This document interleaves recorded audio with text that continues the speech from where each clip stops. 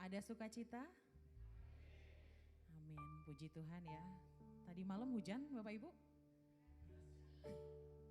Masih dingin?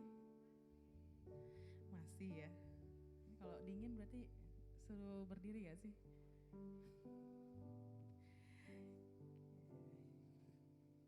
Ya, karena yang di depan masih kosong, kayaknya yang di belakang harus maju ke depan ya.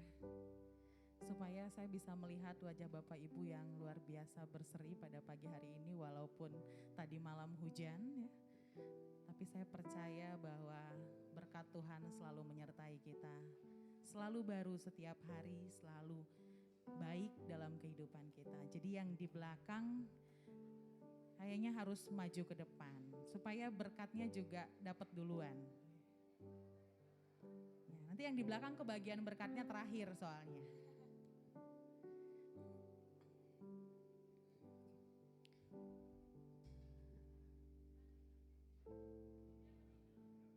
Di depan, Bu. Saya ngomongnya di depan. Ya, yang baru datang silakan bangku yang kosong diisi di depan.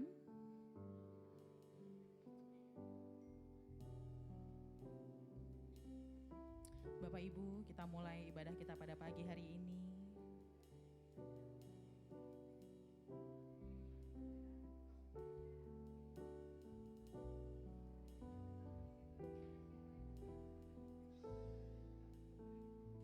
Mari bersama-sama kita saat teduh sejenak.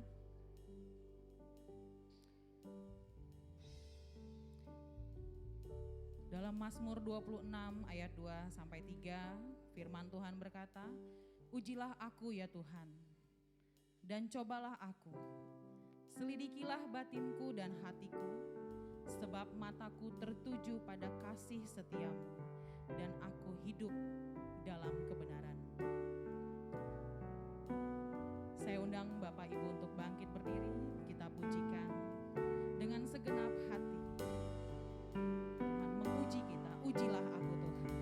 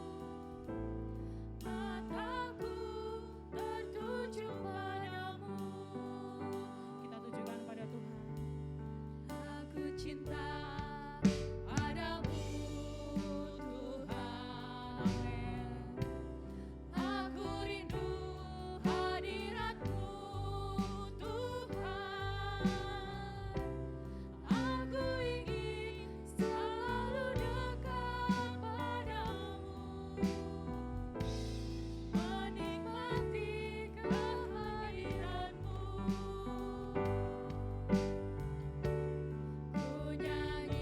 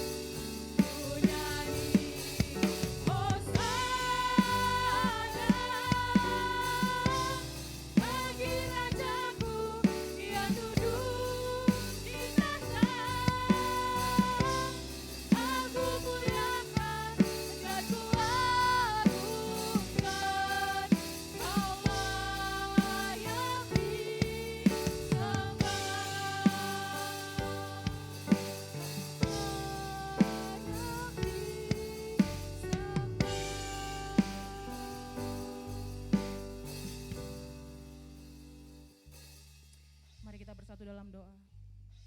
Tuhan Yesus, terima kasih atas pagi yang baik, pagi yang indah Bapa. Bapa memberikan kami kesempatan untuk bertemu satu dengan yang lain. Bapa memberikan kami keindahan untuk bisa kami lihat setiap pagi ya Tuhan. Terima kasih Bapa. Bapa, pagi ini kami akan beribadah ya Tuhan. Biarlah ibadah ini berkenan di hadapan-Mu. Teman-teman kami yang belum dapat hadir bersama-sama dengan kami percaya Tuhan menyertai mereka dimanapun mereka berada. Biarlah kasih Tuhan melingkupi kehidupan kami dari sekarang sampai selama-lamanya. Terima kasih Tuhan Yesus, haleluya, amin. Bapak Ibu, masih semangat? Oke, baik. Kalau begitu Bapak Ibu boleh duduk kembali.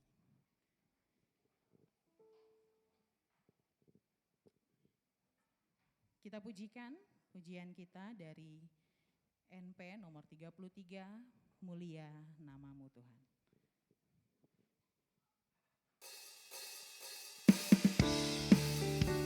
Kita pujikan dengan sukacita.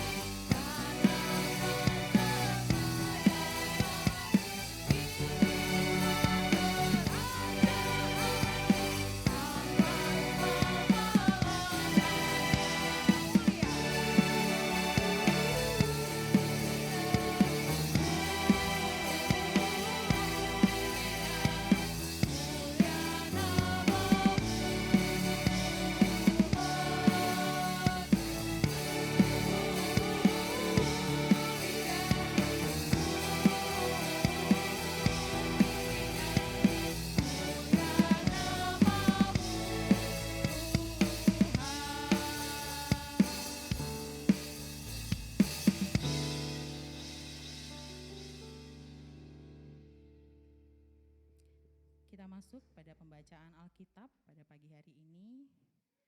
Bapak dan Ibu, saya mohon untuk bangkit berdiri.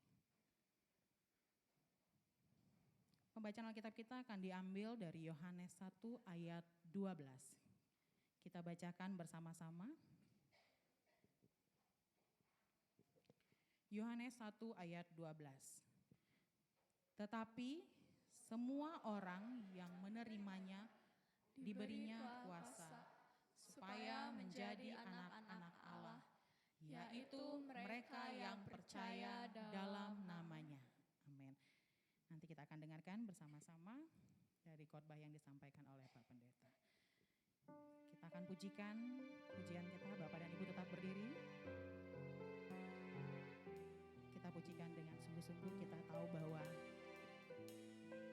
waktu yang tepat adalah waktu Tuhan. Ya, waktu yang tepat.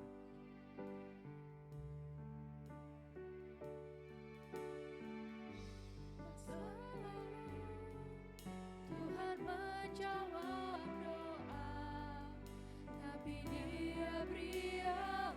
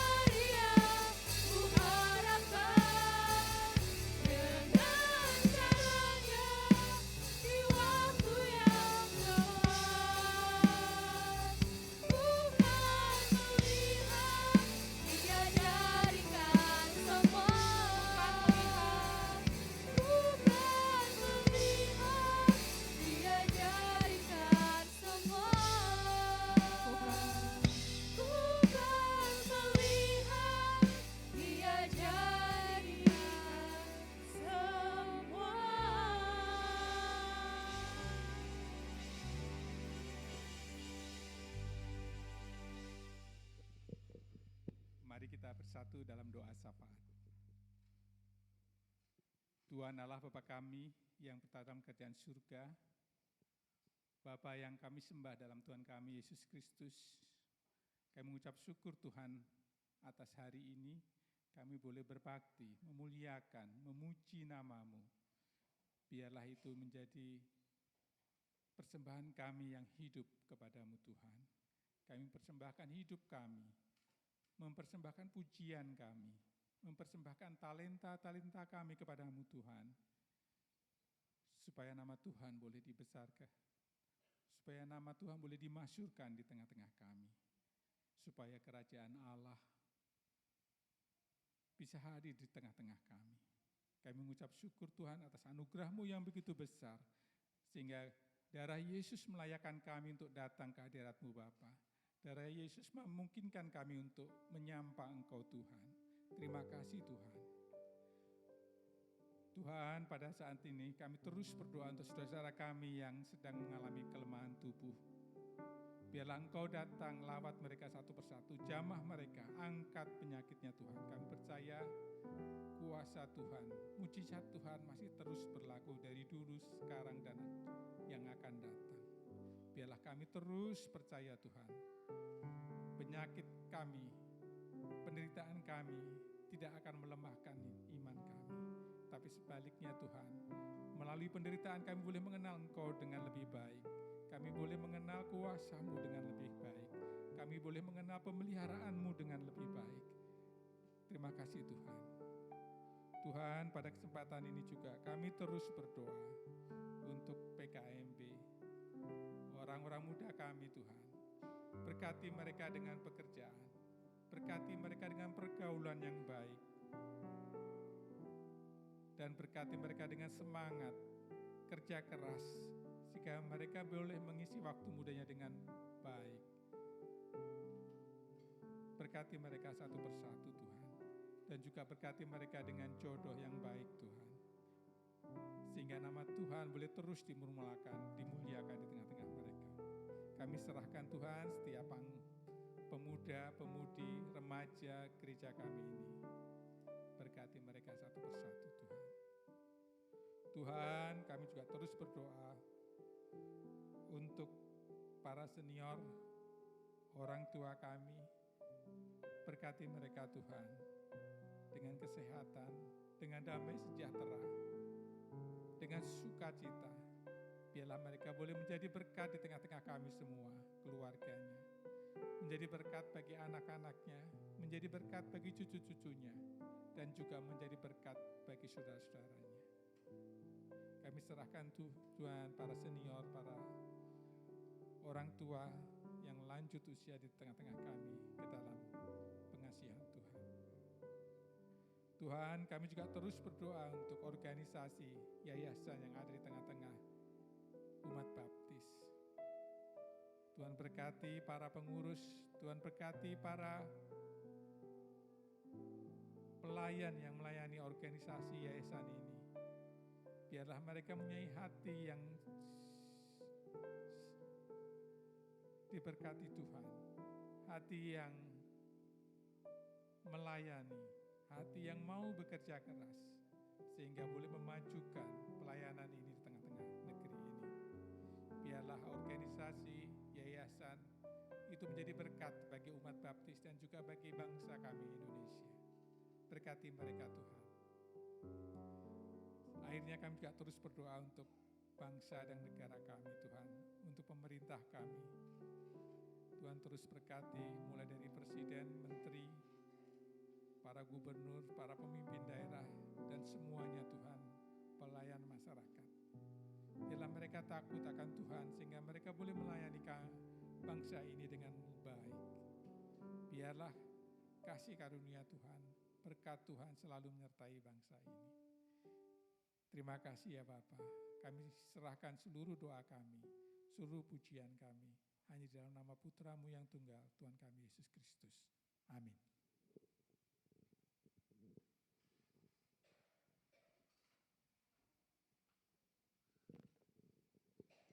Terima kasih kepada Pak Tri Prasetyo yang sudah kita dalam doa syafaat pada pagi hari ini.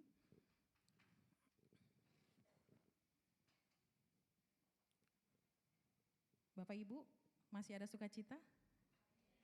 Amin. Kita tetap pujikan pujian ini dengan sukacita, tinggi namamu dipuji.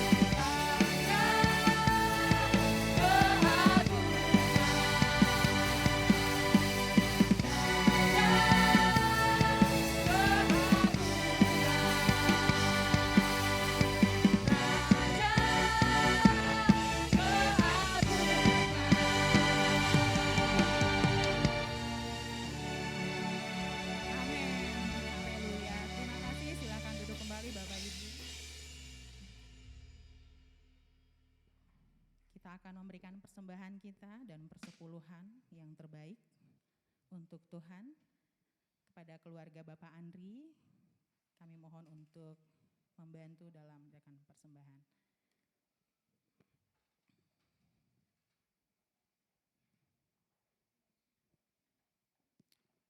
Saudari Dia akan memimpin kita dalam doa persembahan. Mari Bapak Ibu Saudara sekalian, kita bersatu dalam doa. Allah Bapa yang Maha Baik, terima kasih Tuhan atas segala pernyataan-Mu pada kehidupan kami pada hari ini. Kami bersyukur Tuhan untuk beribadah dan bisa memuji dan memuliakan nama-Mu. Dan pada saat ini kami akan memberikan sedikit berkat yang telah Kau berikan kepada kami. Kiranya apa yang sudah kami berikan ini bisa menjadi berkat bagi gereja-Mu ini dan bagi sesama kami Tuhan. Terima kasih Tuhan, kami naikkan doa ini hanya di dalam nama-Mu kami sudah berdoa dan mengucap syukur. Haleluya, amin.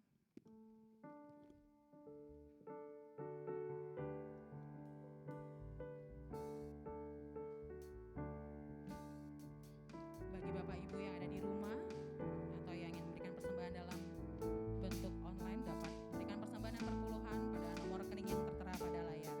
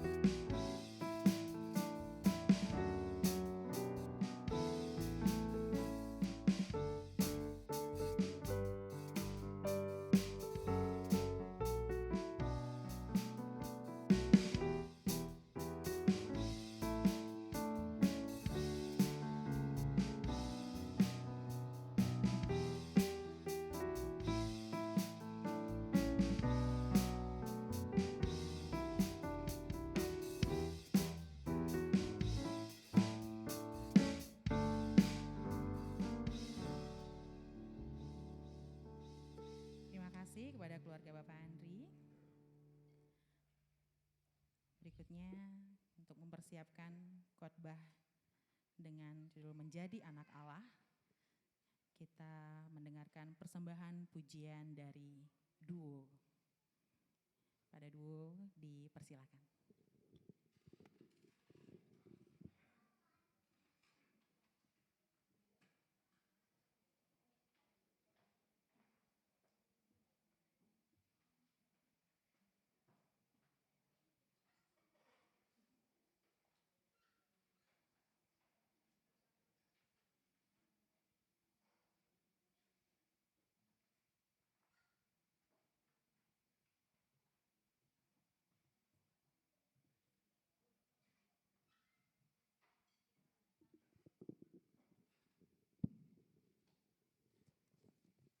Salam, terima kasih Bapak Ibu yang dikasih Tuhan.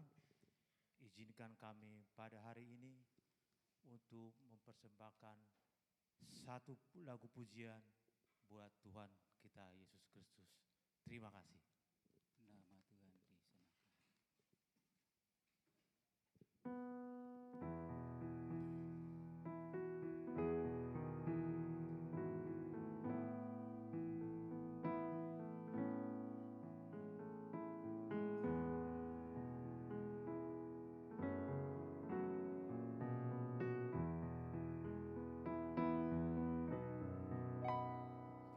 Di tengah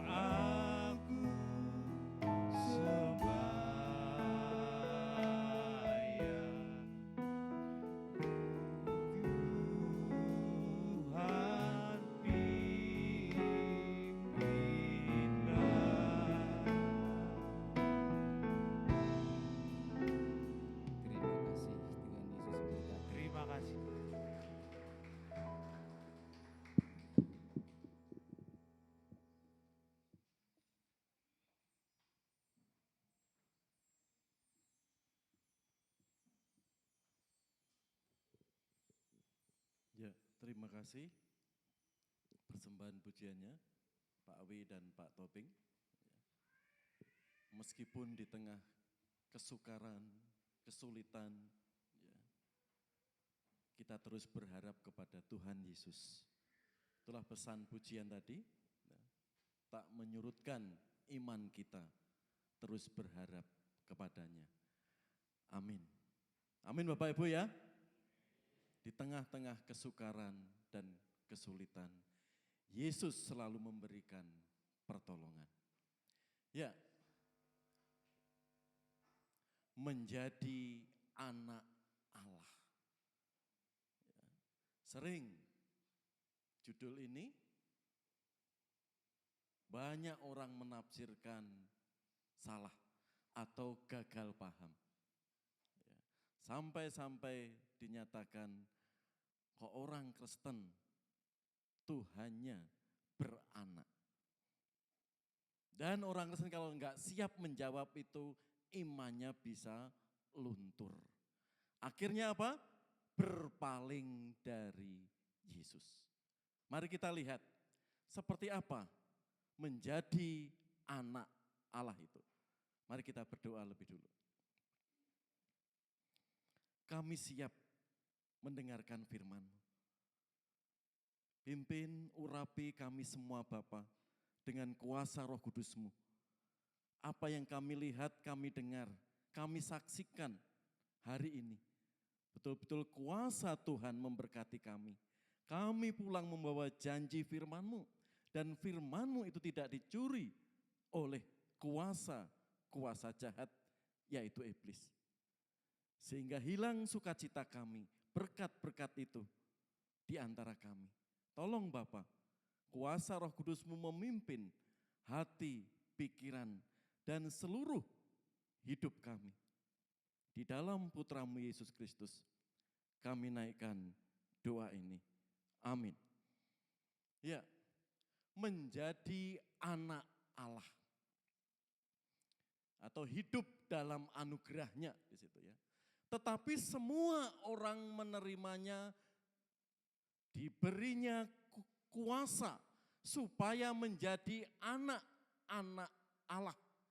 Yaitu mereka yang percaya dalam namanya. Pernah ya beberapa tahun lalu viral. Kalau Allah itu beranak, siapa bidannya? Ya. Terus kalau orang kesel gagal paham, memahami pertanyaan-pertanyaan itu, bahkan cenderung menyudutkan, bagaimana kita menyingkapinya? Karena sering pemahaman itu disalah-artikan. Menjadi anak Allah berarti Tuhan kita itu mempunyai ibu atau lebih dari satu. Saudara, diskusi pertanyaan itu baik di dunia medsos dan di grup-grup WA sering terjadi. Kita akan melihat seperti apa kebenaran menjadi anak Allah. Kita lihat dulu metafora atau ungkapan-ungkapan tentang anak berikut ini. Anak bawang. Kalau anak bawang apa, Bu Ratna? Anak apa? Masih belum banyak pengalaman. Ya. Anak bapak, Pak Robert, anak kesayangan bapaknya. Ya. Anak ibu, anak kesayangan ibunya. Kalau anak tangga, memangnya tangga bisa beranak. Ya. Anak emas, anak kesayangannya. Ya. Anak buah, memangnya buah itu beranak. Ya. Anak bukit, anak kapal. Ini ungkapan-ungkapan dalam keseharian kita yang sering kita dengar. Ya. Anak bangsa, apa bangsa itu beranak, anak panah dan sebagainya. Anak pungut, anak yang diadopsi, diambil dipungut. Di situ saudara, dan masih banyak lagi ungkapan kata anak. Kalau anak Allah, apakah anak itu, Allah itu beranak? Ini banyak di luar sana gagal paham. Bahkan orang Kristen pun gak sedikit yang tidak mengerti dan tidak bisa memberikan jawaban.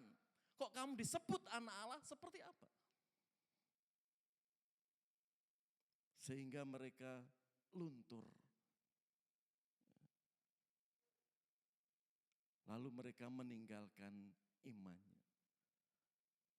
Di dunia podcast, wawancara, orang ini dulunya Muslim lalu jadi mu'alaf lalu kesaksian.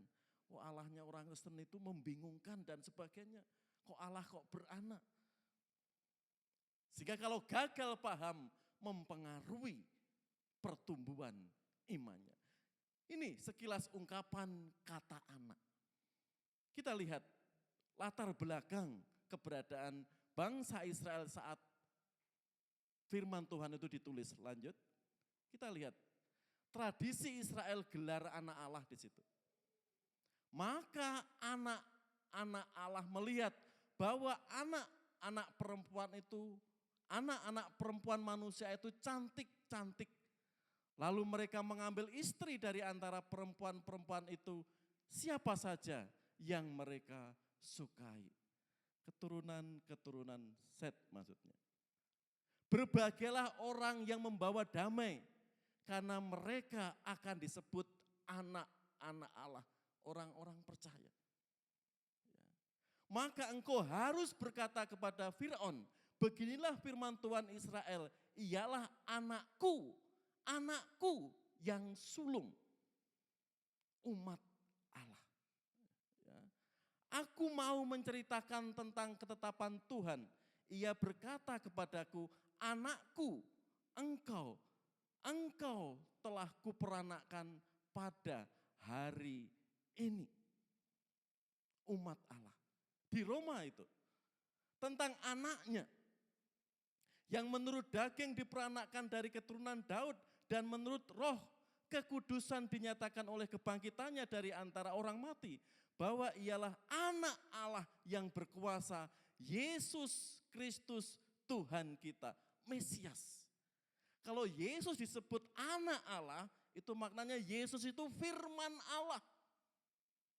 Yang hakikatnya Allah sendiri.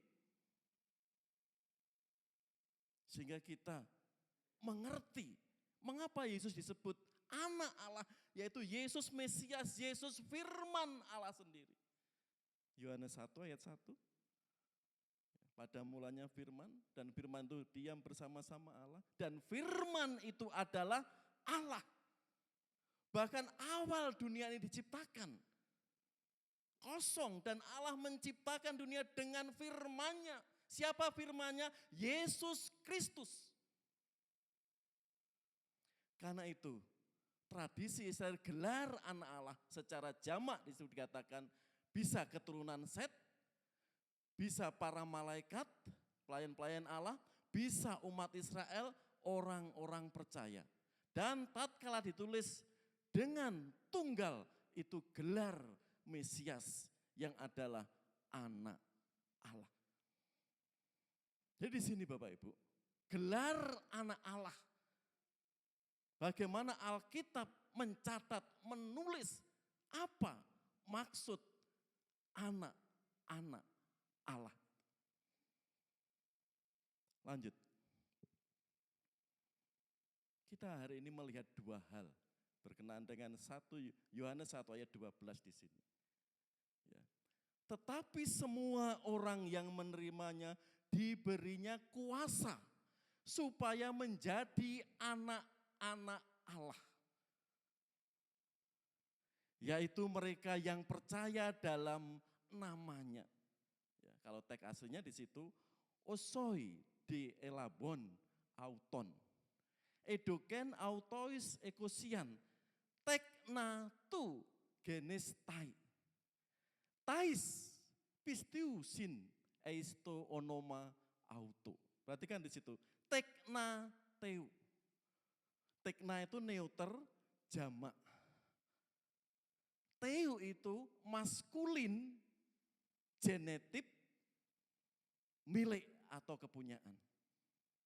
Jadi artinya apa? Setiap orang yang percaya, orang-orang percaya itu milik kepunyaan Allah.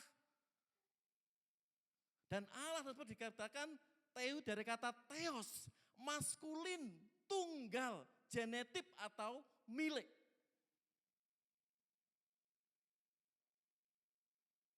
Semua orang yang percaya menerimanya diberinya kuasa menjadi anak-anak Allah. Jadi kita semua kepunyaan Allah, milik Allah. Karena keberadaan Theos, Allah, Elohim di dunia, Israel saat itu paternis, kebapaan diunggulkan. Kan itu Theos itu menunjukkan feminim, tunggal, dan sebagai subjek. Apa maknanya? Menjadi anak Allah. Kita melihat dua hal. Satu, di sini kita diberi hak memanggil Allah sebagai Bapa. Perhatikan di situ. Sebab kamu tidak menerima roh perbudakan yang membuat kamu menjadi takut lagi. Tetapi kamu telah menerima roh yang menjadikan kamu anak Allah. Oleh roh itu kita berseru, ya Aba, ya Bapa. Ia telah melepaskan kita dari kuasa kegelapan dan memindahkan kita ke dalam kerajaan anaknya yang kekasih. Jadi saudara dikasih Tuhan, setelah kita menerima Yesus Kristus sebagai Tuhan dan Juru Selamat kita, dikatakan apa? Kita telah dibebaskan dari perbudakan dari kuasa dosa. Kan itu dikatakan roh perbudakan yang membuat kamu menjadi takut lagi. Tetapi kamu telah menerima roh sejak kita percaya Kristus, yaitu yang menjadikan kamu anak Allah. Oleh roh itu kita berseru, ya Aba, ya Bapa. Kita tidak diperbudak lagi. Kita memanggil Allah dengan sebutan, ya Bapa. Kadang ada orang berdoa secara, karena enggak tahu, oke lah betul. Tapi kadang secara teologis salah. Misalkan, sering ya kita mendengar, Tuhan Yesus terima kasih. Tuhan Yesus saya bersyukur. Tuhan Yesus terima kasih pertolongan Engkau. Dalam nama Tuhan Yesus kami berdoa. Kalau orang nggak tahu teologis nggak apa-apa itu. Tapi sebenarnya berdoa pola seperti itu kurang alkitabiah. Nah, alkitabiahnya seperti apa, Pak? Bapa kami di surga, dimuliakan Engkau. Terima kasih perlindungan Engkau melalui kuasa Roh Kudus-Mu.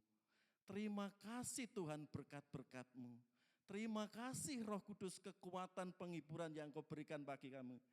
Doa ini kami alaskan di dalam Yesus Kristus, Allah kami yang hidup. Seharusnya polanya seperti itu. Jangan berdoa, Tuhan Yesus terima kasih, Tuhan Yesus terima kasih berkat marni, Tuhan Yesus terima kasih, Tuhan Yesus terima kasih, dalam nama Yesus kami berdoa. Kalau kita sudah tahu kebenaran, berdoa seperti itu jangan diulang lagi. Kedengarannya enggak salah. Tapi yang diajarkan Yesus apa? Bapa. Menandakan hubungan kita yang begitu erat, begitu dekat. Allah yang sangat imanen. Begitu dekat kepada umatnya. Pak, berarti saya selama ini salah. Kalau enggak tahu enggak apa-apa. Tapi kalau kita sudah tahu di sekolah minggu, di renungan, di khotbah seperti ini, yuk cara berdoa kita mulai dirubah. Jangan Tuhan Yesus terima kasih, Tuhan Yesus terima kasih, Tuhan Yesus terima kasih, Tuhan Yesus terima kasih dalam nama Yesus. Jangan seperti itu. Ya. Bapa agungkan, puji, sembah. Dengan kuasa Roh Kudusnya yang menjadikan kita anak-anaknya, kita bisa bersyukur. Kalau diakhiri dalam nama Yesus. Dicatat ya Bapak Ibu, kaum muda, dengar ya. Kalau berdoa polanya seperti itu. Kalau selama ini belum tahu, enggak apa-apa. Guru-guru PAUD juga saya ingatkan kepada anak-anak PAUD, polanya seperti ini. Berdoa polanya seperti ini. Jangan Tuhan Yesus, Tuhan Yesus, Tuhan Yesus dalam nama Yesus, jangan. Supaya Alkitabiah secara teologisnya seperti yang diajarkan Yesus. Di doa Bapa kami kan seperti itu. Bahkan dalam nama Yesus, kita matreka. Doa itu kita minta. Di sini, Ia telah melepaskan kita dari kuasa kegelapan dan memindahkan kita ke dalam kerajaan anaknya yang kekasih. Sehingga kita diberi hak untuk menyebut Allah itu sebagai Aba, ya Bapa. Lihat contoh ini lanjut. Nah, suatu saat di wawancara eksklusif ya, Jaya Suprana dan mantan presiden yaitu Pak Gus Dur. Dalam percakapannya yang sangat spesial, ya, Gus Dur itu bercerita. Ya, ceritanya agak konyol tapi juga mengandung kebenaran. Ya. Temanya dalam cerita itu, Gus Dur menceritakan ada 3 rohaniawan. Ya. Yang satu pendeta tapi dari agama Hindu. Yang kedua, pendeta dari orang-orang Kristen. Dan satu lagi tokoh agama itu dari Bapak Kiai. Dalam kisah itu Gus Dur menceritakan dari tokoh agama yang sedang diajak ngobrol, dia diskusi. Topiknya, mantan Presiden Gus Dur itu bertanya, Allah siapa yang paling dekat menyebut Allahnya itu dengan begitu lebih inten, lebih manis. Yang pertama pendeta Hindu mengatakan apa? Saya Pak, karena saya memanggil dewa saya, Tuhan saya dengan sebutan Om Santi, Santi Om, Santi Om. Itu pendeta Hindu. Ya. Om Sitanggang, berarti saya keponakannya Pak Sitanggang. Ya. Om Franky, saya keponakannya Pak Franky. Om Robert, saya keponakannya Pak Robert. Kan lebih dekat. Itu klaim pendeta Hindu. Pendeta Kristen nggak mau kalah dalam cerita itu. Oh saya yang paling dekat kalau masalah itu. Mengapa? Karena orang Kristen memanggil Tuhannya itu dengan sebutan Bapa. Oh gitu, iya. Dah berarti enggak Om Sri, Om Wardoyo, enggak. Ya. Tapi kita menyebut Bapa. Bagaimana Bapak sama keponakan lebih dekat mana? Anak sama Bapak itu? Pasti Bapak. Daripada keponakannya. Di tengah-tengah diskusi hangat itu, Loh Pak Kiai kok diam? Coba seperti apa? Aduh, Pak Kiai mengeritkan dahinya. Aduh, pasti saya kalah di sini. Mengapa Pak Kiai? Saya manggil Allah saja pakai toa. Masa bisa? Enggak seperti Anda, Om Santi, Santi Om. Orang Kristen, Bapa yang di surga. Lah kami memanggilnya pakai pengeras suara. Dari cerita atau kisah obrolan Gus Dur sama Jaya Suprana itu mengingatkan orang Kristen, Bapak Ibu kaum muda, yang paling dekat semenjak kita ditebus oleh Yesus Kristus dari roh perbudakan itu, seperti ayat tadi, kita disebut anak-anak Allah. Karena kita berhak menyebut apa? Allah itu Bapa kita. Ada relasi hubungan yang sangat dekat. Kehidupan orang-orang percaya dengan Allah kita. Kondisi apapun, Allah selalu dekat dengan kita. Mengapa? Orang Kristen tidak bisa mempunyai hubungan yang dekat dengan Allahnya. Karena masih diperbudak. Di sini tadi, sebab kamu tidak menerima roh perbudakan yang membuat kamu menjadi takut lagi. Tetapi kamu telah menerima roh yang menjadikan kamu anak Allah. Oleh roh itu kita berseru, ya Aba, ya Bapa. Amin Bapak Ibu. Allah sangat dekat. Allah itu Bapa kita. Jangan kita mau diperbudak oleh roh-roh di dunia yang kelihatannya bagus, kelihatannya penuh hikmat. Tapi sebenarnya memperbudak kita. Kita masih dibelenggu. Contoh di sini.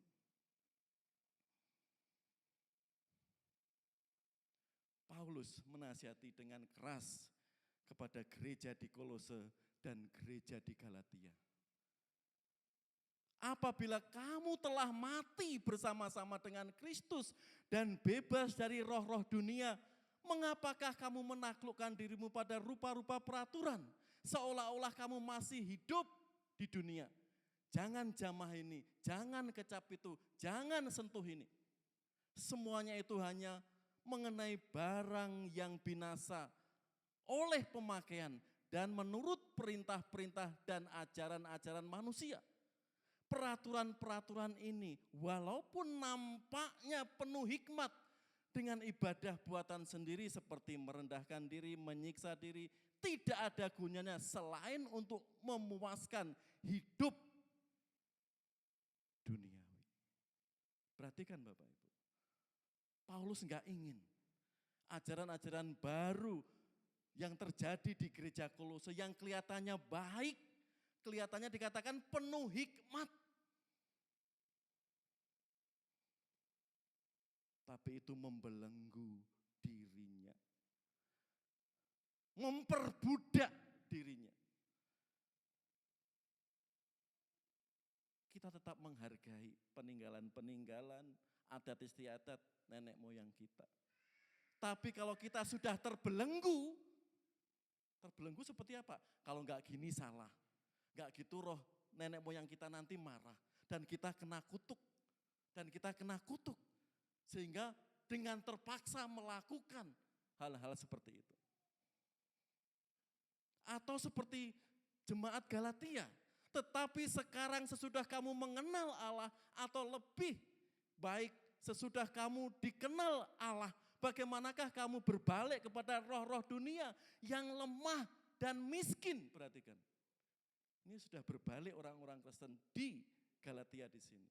Dan mau mulai memperhambakan diri lagi kepadanya. Kamu dengan teliti memelihara hari-hari tertentu, bulan-bulan, masa-masa yang tetap dan tahun-tahun. Aku khawatir kalau susah payahku untuk kamu telah sia-sia. Ini Paulus mungkin sudah gregetan ya dengan jemaat di Galatia di sini. Mulai berbalik, saudara.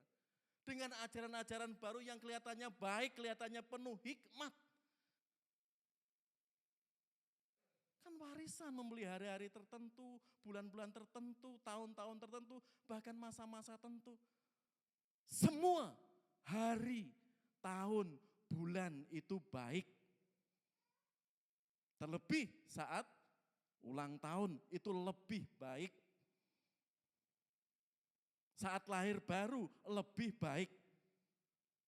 Semua hari baik. Enggak ada yang Tuhan katakan hari-hari bulan-bulan jelek, semua baik. Apalagi hari kelahiran, hari ulang tahun. Di situ saudara. Tapi gereja di Galatia di sini mulai berbalik lagi, meninggalkan ajaran Yesus Kristus. Siapa yang enggak membuat jengkel Paulus? Kalau gitu susah payahku kepadamu sia-sia. Kamu harus berbalik.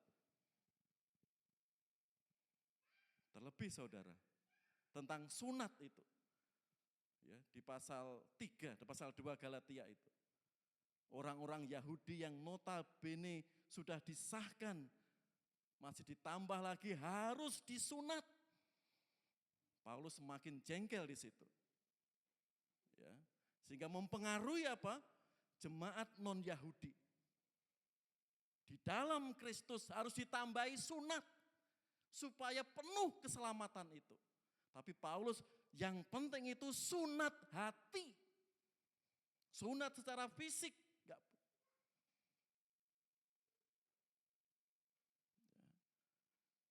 Keselamatan di dalam Yesus Kristus sudah cukup.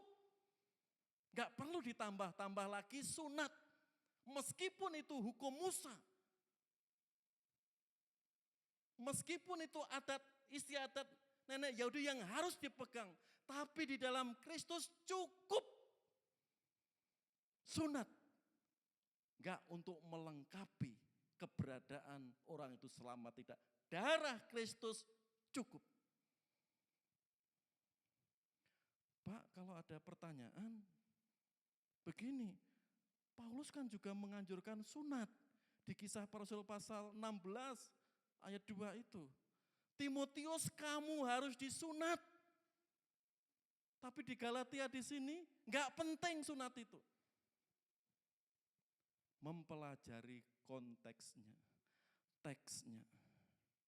Mengapa di Kisah Para Rasul Paulus menekankan sunat untuk Timotius?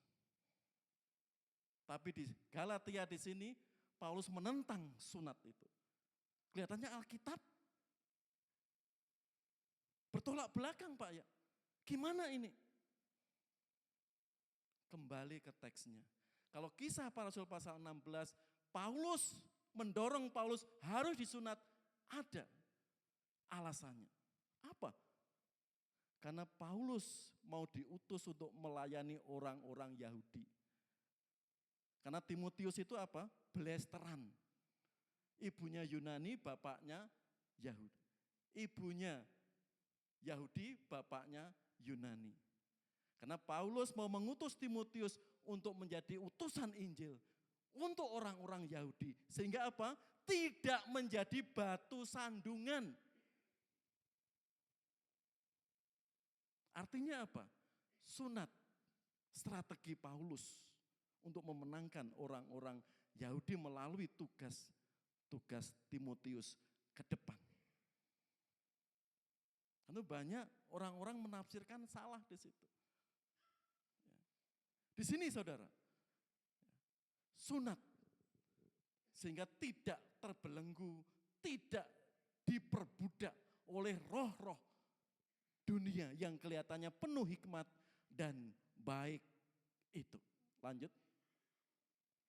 Kan itu yang pertama, menjadi anak Allah kita diberi hak wewenang memanggil Allah sebagai Bapa. Yang terakhir, kita menerima warisan. Amin Bapak Ibu. Ya, mungkin hari ini kita enggak menerima warisan dari orang tua kita. Karena enggak ada yang diwariskan. Ya. Enggak apa-apa. Ya Bu Kasiman ya. Ya. Meskipun belum menerima warisan dari orang tua, tapi juga berbahagialah yang sedang menerima warisan dari orang tuanya. Tapi yang belum, jangan bersedih hati, ini ada warisan. Jadi kamu bukan lagi hamba, melainkan anak. Jikalau kamu anak, maka kamu juga adalah ahli-ahli waris oleh Allah. Bukan keponaan kita. Om Santi, Santi Om. Betul ya? Bukan ponaan kita yang mendapat warisan orang tua. Tapi anak kita yang betul-betul anak kandung itu. Begitu pula yang sudah percaya Yesus Kristus dan menyebut Allah itu Bapa, alam semesta. Yang kita puja di dalam Yesus Kristus, kita akan menerima warisan. Warisannya seperti apa? Dikatakan tekasinya itu autois ekusian tekna teu genistai. Ekusian dari kata ekusia.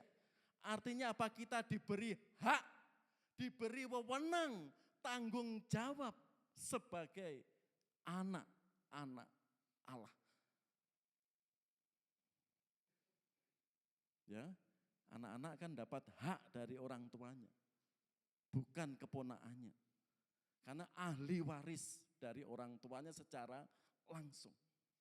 Jadi di sini diberi hak, diberi wewenang dan tanggung jawab. Seperti apa haknya atau wewenangnya? Dan jika kita adalah anak, maka kita juga adalah ahli waris. Maksudnya orang-orang yang berhak menerima janji-janji Allah yang akan menerimanya bersama-sama dengan Kristus.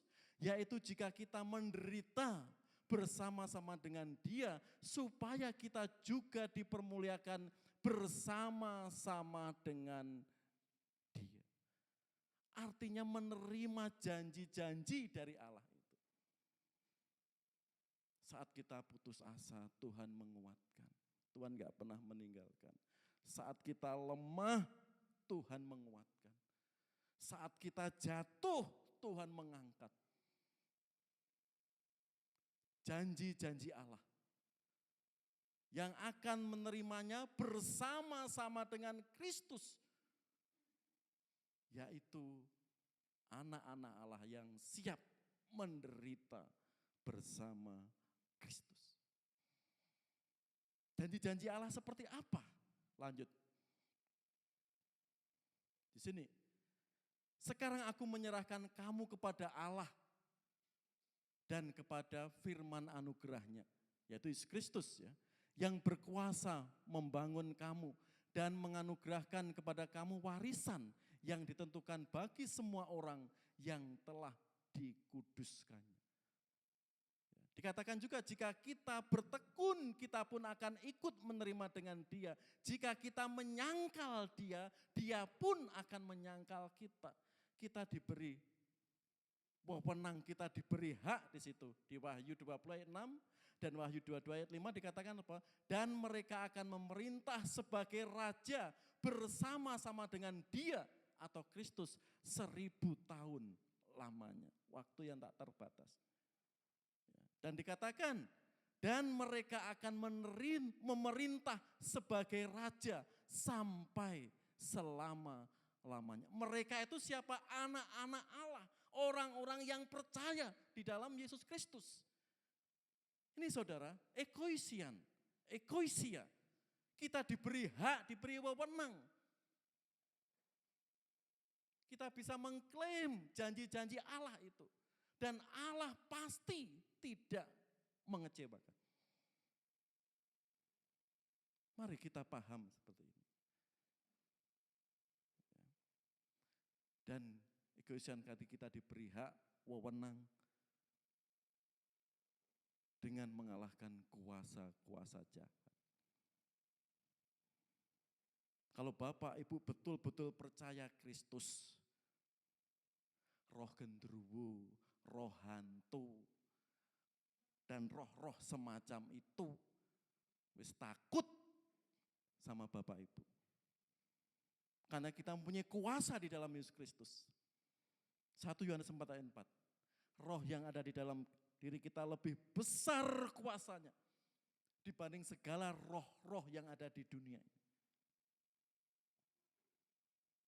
Menurut orang-orang yang pernah belajar roh-roh perdukunan, seperti pendeta Tony Daud, seperti mungkin juga Pak Wiyoto, seperti itu ya. Roh perdukunan, dulu maksudnya ya. Roh perdukunan yang paling hebat di dunia itu ada di Afrika. Wis pendidikannya rendah, sering diadu domba, miskin, diperbudak, itu iblis berkuasa luar biasa di situ. Ya, sudah adanya itu apa? Bertengkar dan bertengkar. Dan roh-roh di sana itu lebih hebat dibanding roh-roh yang ada di benua lainnya. Tapi oleh kuasa Kristus Bapak Ibu, jika melihat itu, kalahkan dengan kuasa Yesus Kristus, dengan darah Yesus Kristus. Roh-roh itu akan takluk kepada kita. Amin. Jadi orang Kristen jangan panggil paranormal. Kita diberi ekosia, kita diberi hak, kita diberi kuasa untuk menangking, mengusir kuasa-kuasa seperti itu. Pak, rumahku kok seperti ini, tangking dalam nama Yesus Kristus. Naikkan pujian, hadirat Allah turun, usir kuasa Roh Kudus, imani firman Tuhan itu. Di sini. Karena kita juga diberi hak yang lebih kekal, yaitu memerintah bersama Kristus di surga kelak, yaitu apa? Menghakimi kuasa-kuasa jahat iblis. Jadi orang Kristen haknya, warisannya, janji-janji Allah itu nanti di situ. Mereka akan memerintah sebagai raja bersama-sama dengan Kristus menghakimi siapa? Kuasa-kuasa jahat. Dan mereka akan memerintah sebagai raja sampai selama-lamanya. Itu janji firman Tuhan, kita hidup sebagai anak-anak Allah, berhak menerima warisan tersebut. Lanjut. Mari saudara, kita bersyukur. Kita menjadi anak-anak Allah. 2 hal ini dulu yang kita lihat. Kita diberi hak wewenang memanggil Allah sebagai Bapa. Itu berkat yang luar biasa. Dan kita menjadi anak Allah juga kita diberi jaminan warisan surgawi dan hak-hak yang lain untuk mengalahkan kuasa-kuasa di dunia, bahkan setelah kehidupan di dunia. Memerintah bersama Raja, segala raja. Siap Bapak Ibu? Siap? Konsekuensinya apa?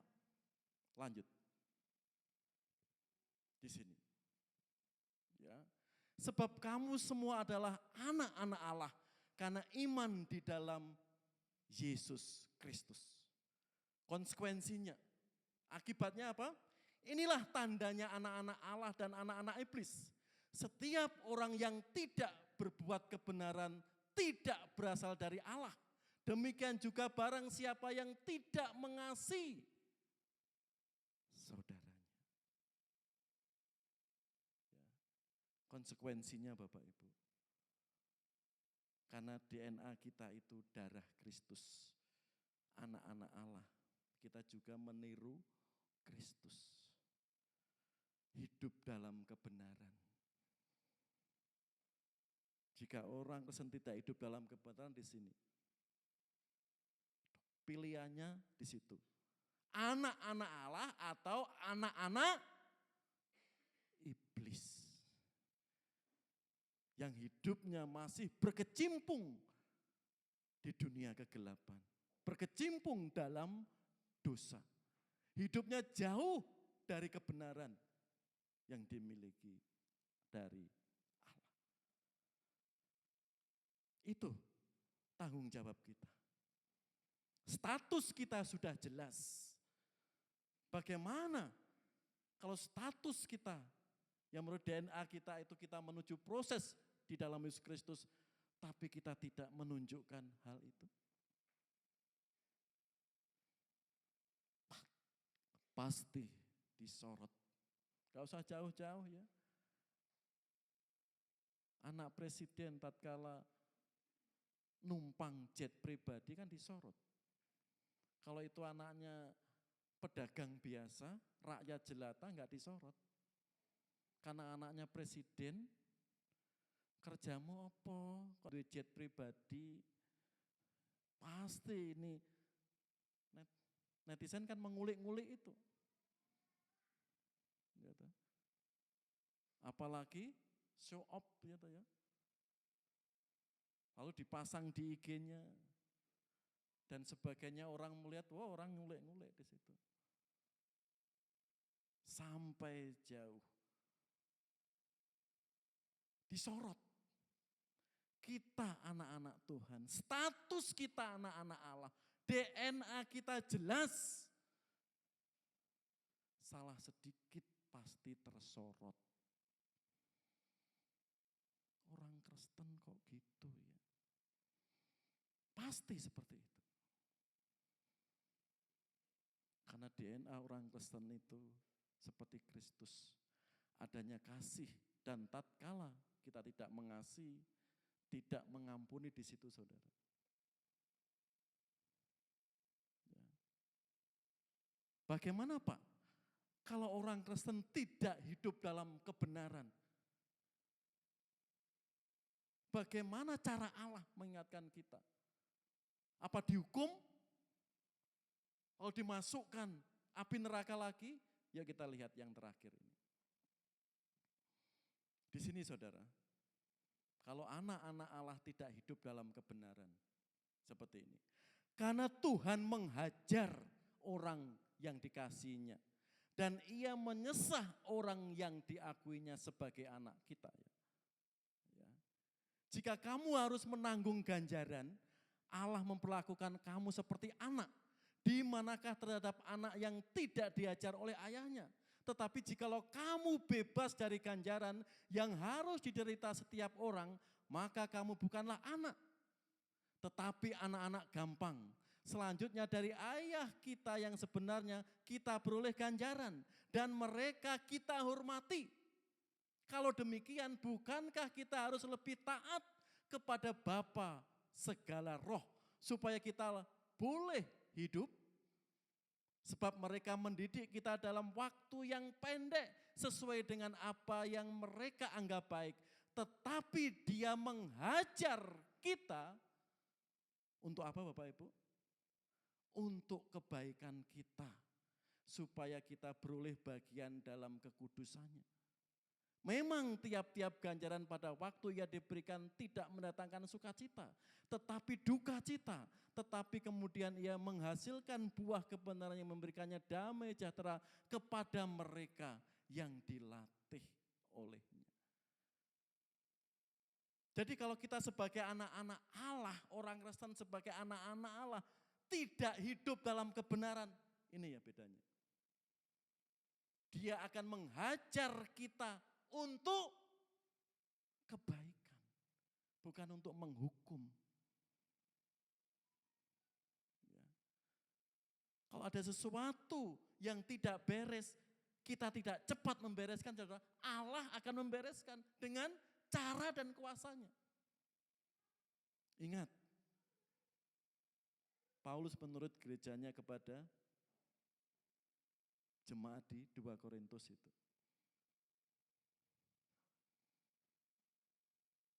Lebih baik aku dalam kelemahan, dalam sakit penyakit ini. Pasti ada kuasa Tuhan. Duri dalam daging ini supaya tidak menyebabkan saya apa? Tinggi hati atau kesombongan. Itu yang Paulus rasakan. Sehingga Tuhan mengizinkan duri dalam daging. Bisa mengatakan itu penyakit epilepsi, penyakit ayan, atau sesuatu Allah izinkan taruh dalam tubuh Paulus itu. Paulus mengatakan apa? Dengan positive thinking. Supaya aku tidak tinggi hati. Mari kita belajar positive thinking seperti Paulus. Ada sesuatu yang terjadi tidak kita hendaki, tidak kita ingini. Tidak kita rencanakan.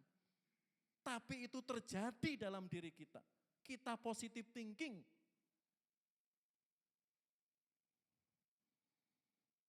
Jangan menghakimi si A, si B. Tatkala itu terjadi, itu mendidik kita supaya enggak sombong. Mungkin keluarga sudah mengingatkan, teman sudah mengingatkan, orang-orang di sekitar kita sudah mengingatkan.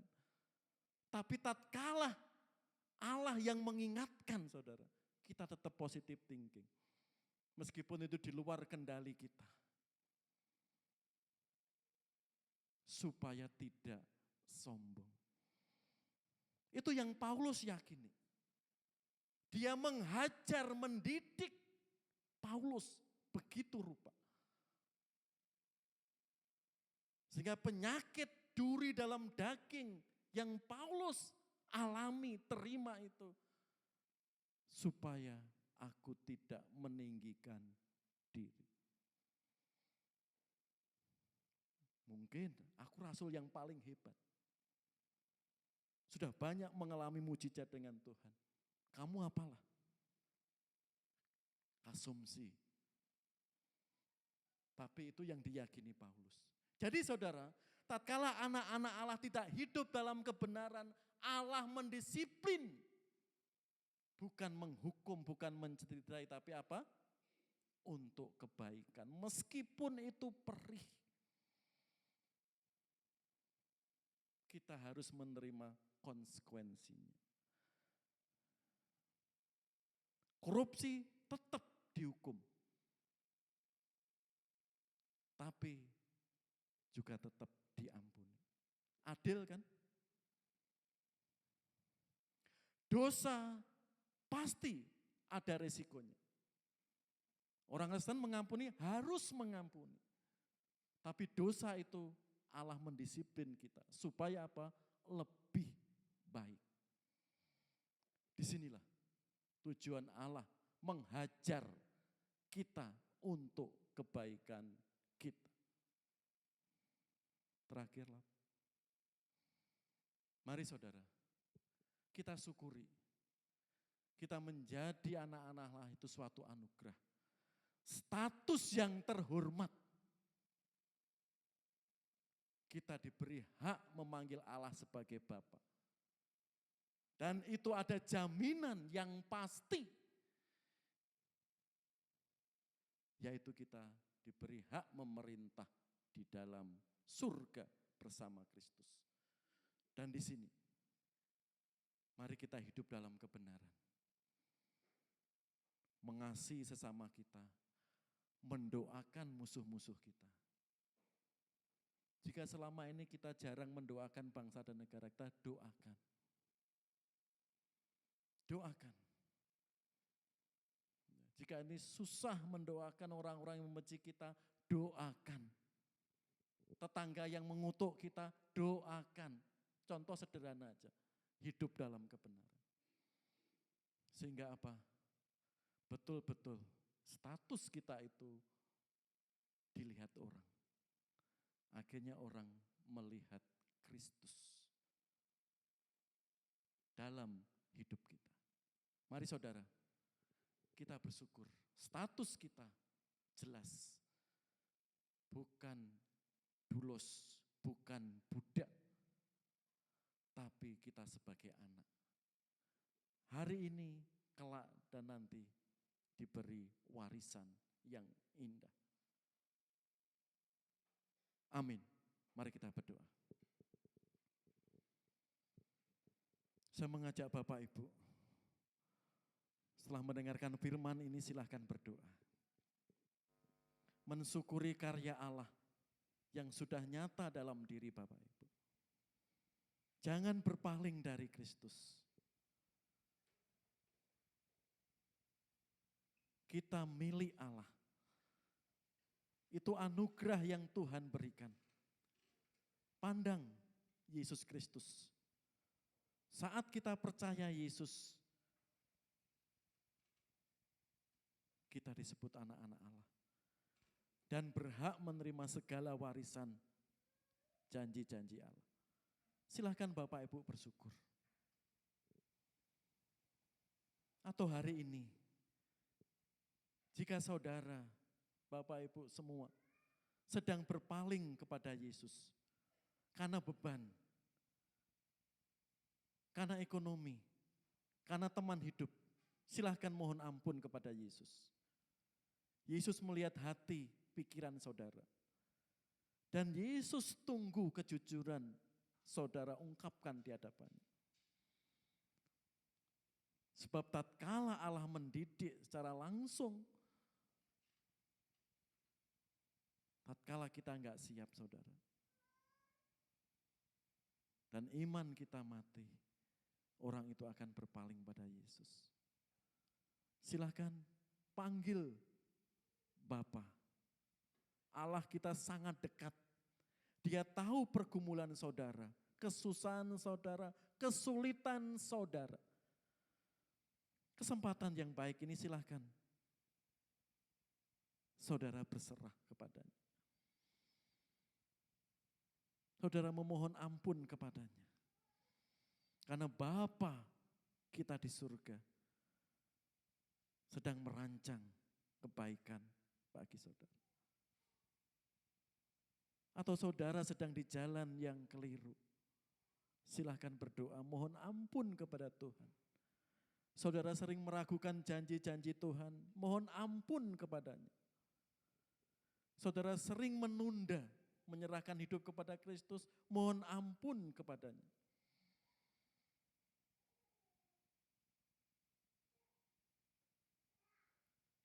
Sehingga damai sejahtera itu menyertai saudara semua. Bapa yang penuh kasih, Bapa yang kami puja di dalam Yesus Kristus. Firman-Mu sudah hamba-Mu beritakan Bapa. Biar kuasa Roh Kudus-Mu sendiri berbicara kepada kami, kepada anak-anak-Mu pribadi lepas pribadi. Mungkin selama ini banyak mengecewakan Engkau, ampunilah Tuhan. Dan kami yang sudah menerima pengampunan juga mengampuni saudara kami. Mungkin ada keluarga kami, teman kami yang sering mengecewakan kami hari ini. Kami mohon pengampunan di dalam Yesus Kristus. Sehingga hidup kami sukacita, damai sejahtera, roh kebenaran, roh kasih itu yang membuat kami selalu bersyukur di hadapan Engkau. Terima kasih Tuhan. Terus Engkau kuatkan Tuhan dengan hikmat-Mu. Anak-anak kami, pemuda remaja, hidupnya takut akan Engkau. Hidupnya dalam kekudusan. Mungkin selama ini jauh dari Engkau, ampuni Tuhan. Mungkin kami selalu menjadi anak yang hilang di hadapan Engkau, ampuni Tuhan. Kami sudah hadir, kami mohon belas kasihan Engkau. Bapa yang makasih. Mungkin sebagian orang tua kami, fisik kami sering lemah, tapi biarlah iman kami terus bertumbuh di dalam Engkau. Berkatilah Tuhan. Para orang tua kami, para senior kami, baik kesehatannya, baik pekerjaannya, baik apapun dalam mencari pekerjaan dan mengupayakan pekerjaannya. Bapa yang Maha Baik. Kondisi apapun Engkau tetap baik, bahkan sangat baik. Biarlah itu menjadi rema iman kami. Terus belajar kami mengandalkan Engkau. Terima kasih Bapa. Kami kuat sampai saat ini. biarlah kemuliaan bagi Engkau. Dan kami mohon Roh Kudus yang menopang, memimpin, menghibur, menguatkan, bahkan memulihkan kami semua. Semuanya ini kami minta di dalam Putra-Mu Yesus Kristus, Allah yang berkuasa di surga dan di dunia ini. Haleluya. Amin.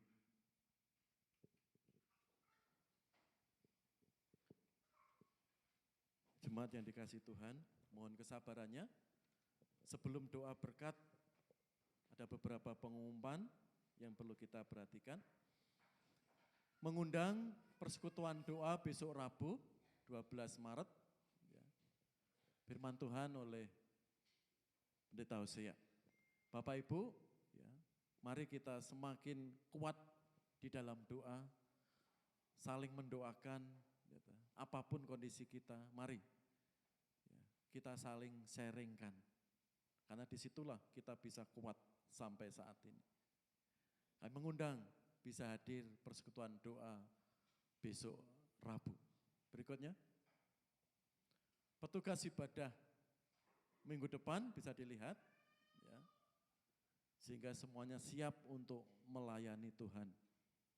Lanjut, Minggu 9 Maret atau setelah ibadah ini ada rapat PPG untuk persiapan program tahun ini. Tentu semua PPG diharapkan jangan pulang dulu, ya, kita akan rapat terlebih dulu. Lanjut, WBI, persekutuan WBI 15 Maret besok Sabtu ya, jam 11 di rumah Ibu Sulasih atau Ibu Martin. Renungan Ibu Eni dan MC Ibu Sally. Jadi Pak Martin itu sekarang nggak tinggal di sini, cuma kadang-kadang saja. Ya. Sekarang sudah punya rumah di Batu Jajar, ya, belakang Ateja yang di Batu Jajar. Betul Pak Martin ya? Iya di situ. Kumpul di gereja jam berapa Bu Damai? Jam 10. Ya. Nanti Pak Riko, Pak Robert ya akan siap mengantarkan ibu-ibu. Ya. Silakan ya. Para wanita besok Sabtu ada persekutuan. Ya, ada tambahan pengumuman? Ya, mengingatkan lagi. Ya, silakan, ada? Wah ya, yang ulang tahun 10 Maret 2025, Bapak Martinus Effendi Sebua. Ya, ada Bu Parti, istrinya, Bu Rapi, ya. Sorry, Bu Rapi, ya, Bu Rapi, ya, salam Pak Effendi. Berikutnya 14 Maret, Bapak Martin Lona. Ya. Selamat ulang tahun Pak Martin, ya, Tuhan berkati. Besok Sabtu akan dirayakan Pak ya, sama ibu-ibu. Ya, Tuhan Yesus memberkati. Ada lagi? Ya, mengingatkan pemuda remaja yang mau daftar ikut IBYC di Solo, persilahkan. Bisa menghubungi Mbak Priska atau Pak Cia. Ya, silakan kaum muda remaja yang mau ikut. Ada tambahan? Yang baru pertama kali hadir ada? Ya, enggak ada. Mari kita berdiri bersama-sama. Kita mohon berkat kepada Allah Bapa kita di surga. Mari kita berdoa.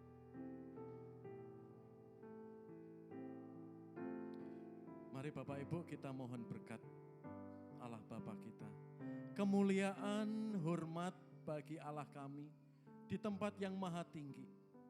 Bapa yang kami puja, kami sembah di dalam Yesus Kristus. Dan Roh Kudus yang selalu menyertai, menopang hidup kami. Biarlah berkat-Mu turun bagi kami hari ini sampai Engkau datang kedua kali. Tuhanmu memberkatimu.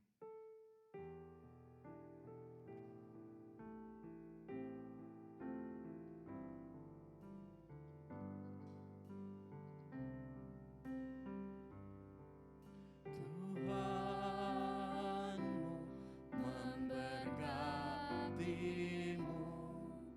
Tuhan melindungi menyinarimu, memberi kasih karunia. Tuhan menyinarimu dengan wajahnya, memberikan si karunia, karunia, damai sejahtera diberi Tuhanmu. Kita aminkan bersama-sama.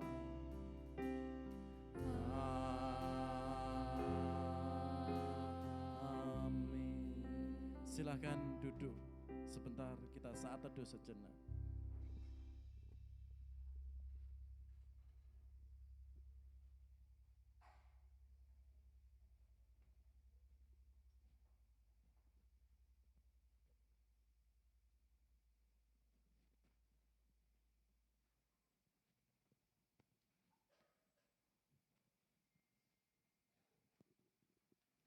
Selamat hari Minggu Bapak Ibu Saudara sekalian, Tuhan Yesus memberkati.